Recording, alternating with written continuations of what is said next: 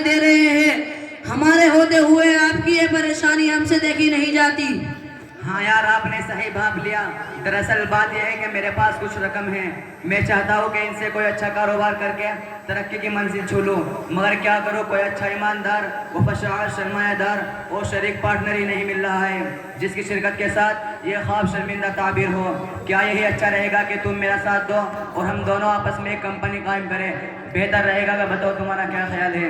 देखो सावेज, दोस्ती के नाते में तुम्हारा साथ देने के लिए तो पूरी तरह से तैयार हूँ और मेरे पास कुछ सरमाया भी है, लेकिन आजकल ज़माना ऐसा नहीं कि हर किसी पर एतमाद किया जाए। खुसूसन माली मामलात और कारोबार की हालत ऐसी हो चुकी है कि अगर किस्मत ने साथ दिया तो रातों रात करोड़पति बन गए, वरना जो था वो भी चला गया और सुबह का साए गदाई लेकर दर बदर की ठोकरें खानी पड़े। ऐसी मायूसी के साथ तो कोई इंसान तरक्की कर ही नहीं सकता।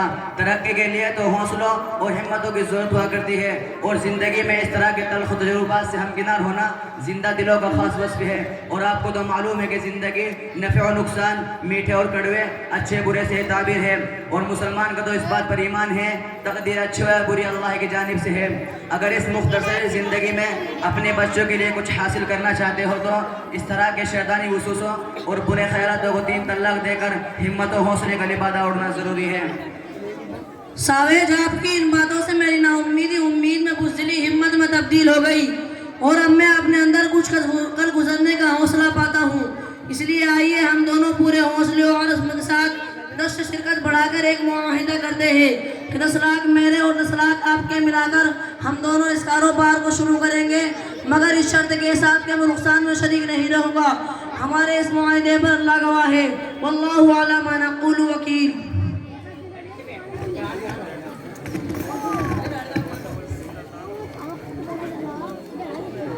मुजाहिद और सावेज का कारोबार चंद ही दिनों में चल निकला।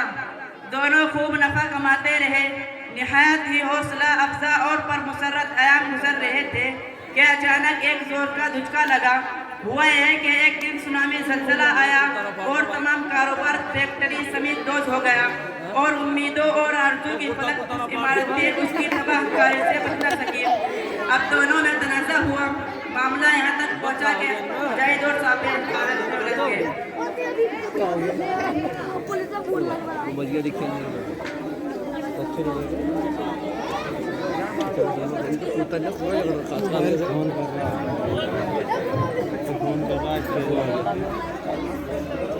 हेलो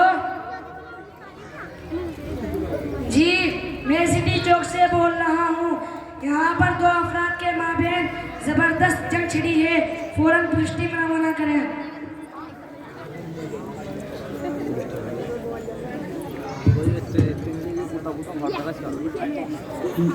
गिरफ्तार कर इनको।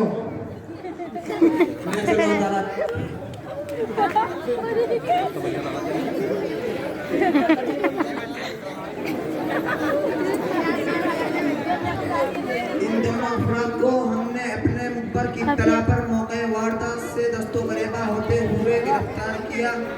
अब आप नक्शे अमल का मुकदमा दायर करें। क्यों मियां, तुम दोनों आपस में क्यों लड़ रहे थे?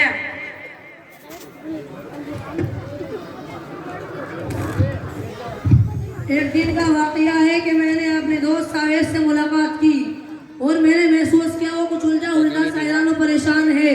मेरे पूछने पर उसने मुझे बताया कि मेरे पास कुछ रकम है, मैं उसे कारोबार में लगाकर कुछ बनना चाहता हूँ, लेकिन जो कारोबार में सोच रहा हूँ उसमें उस किसी पार्टनर की ज़रूरत है, क्योंकि इतने बड़े कारोबार के लिए जिस कदर सरमाया दरकार है मैं तन्हा उसका बोझ नहीं उठा सकता।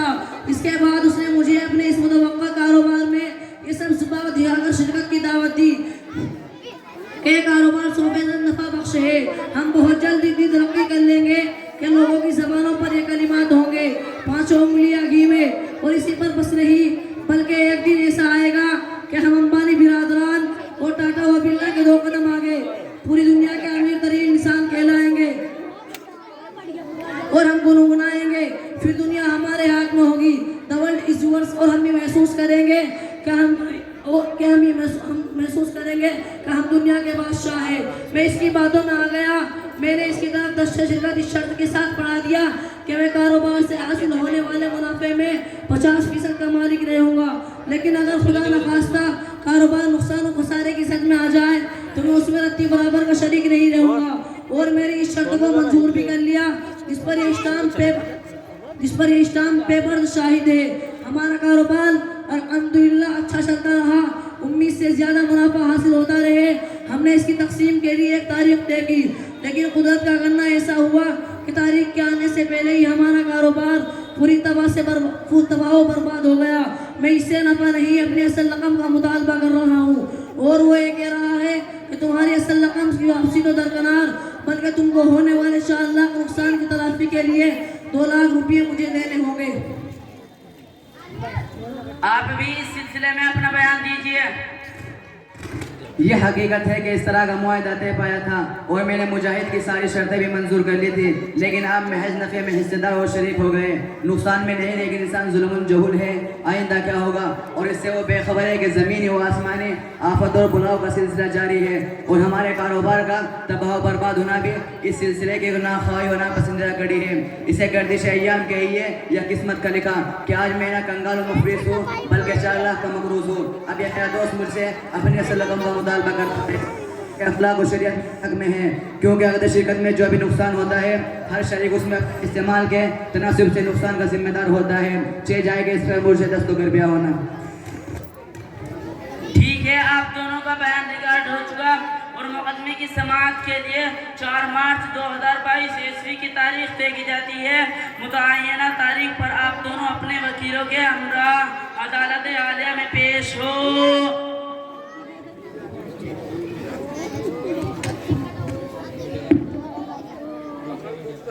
26 के मुल्जिम कमरा है, अदालत में हाजिर हो।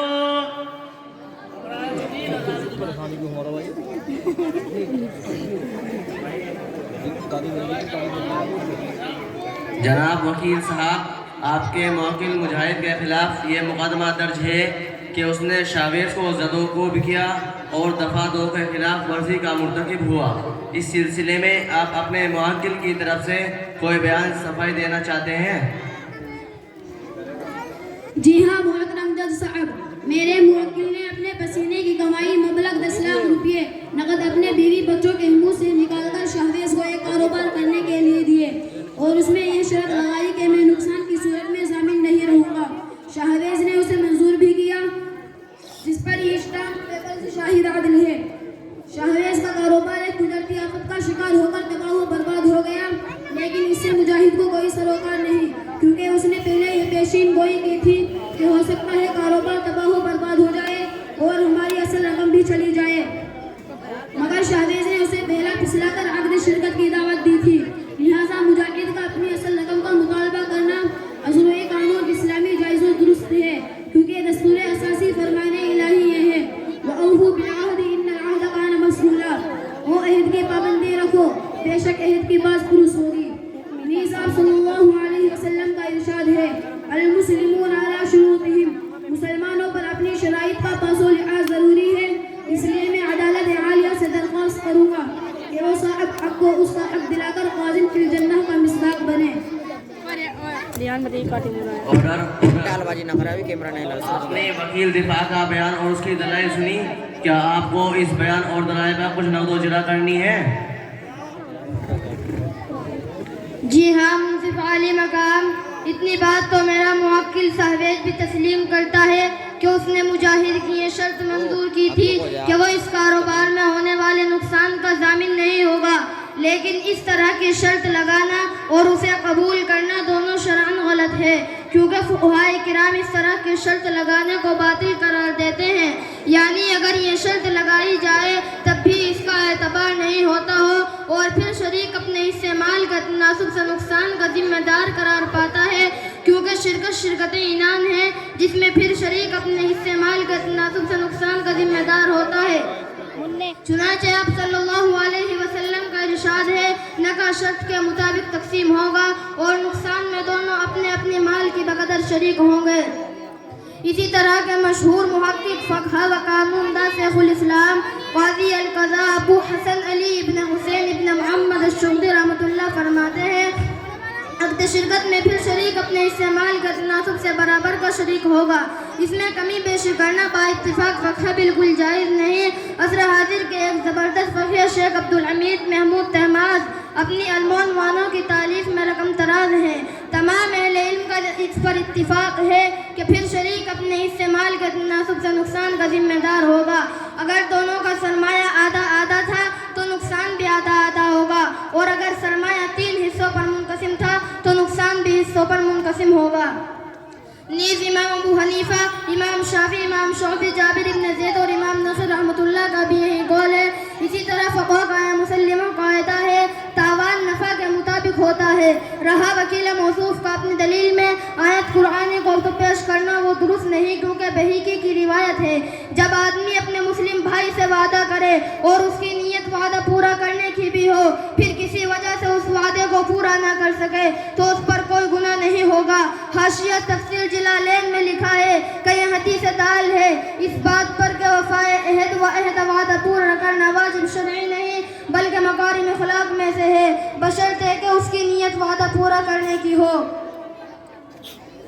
इसी तरह वकील मौसूफ़ का अपनी दलील में हदीस को पेश करना तो है सरासर इल्मी खयात कसूर मुतालिया पर मबनी है, क्योंकि आपने सिर्फ हदीस का एक जुज़ पेश फरमाया और जुज़ सानी से सिर्फ नज़र किया, जिससे साबित होता है कि उन्हीं शर्तों का पास व लिहाज ज़रूरी होता है जो शरीयत की हराम किर्दा चीज़ों को हलाल और हलाल किर्दा चीज़ों को हराम न करार दे।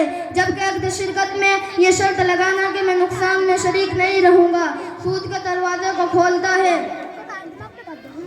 सूद के दरवाजे को खोलता है, और वो इस तरह के शरीयत किसी भी शख्स को उस वक्त नफ़ा का हकदार बनाती है जब वो रिस्क लेता हो, यानी नुकसान में भी शरीक होता हो, और यहाँ रिस्क लेना नहीं पाया गया।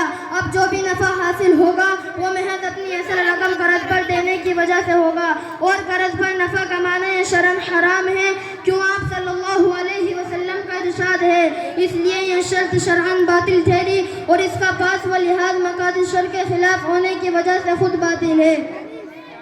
इन तमाम दलाइल का खुलासा ये निकला कि मुजाहिद इस कारोबार में होने वाले नुकसान में बराबर का शरीक है, और इसका शावेज से अपनी असल सरमाया की वापसी का मुतालिबा शरअन बिल्कुल जायज़ नहीं है, और इसने मुजाहिद को जो खूब किया उस पर दफातो बाबत हिफाजत नफ्स व इज्जत के तहत इसको सजा मिलनी चाहिए।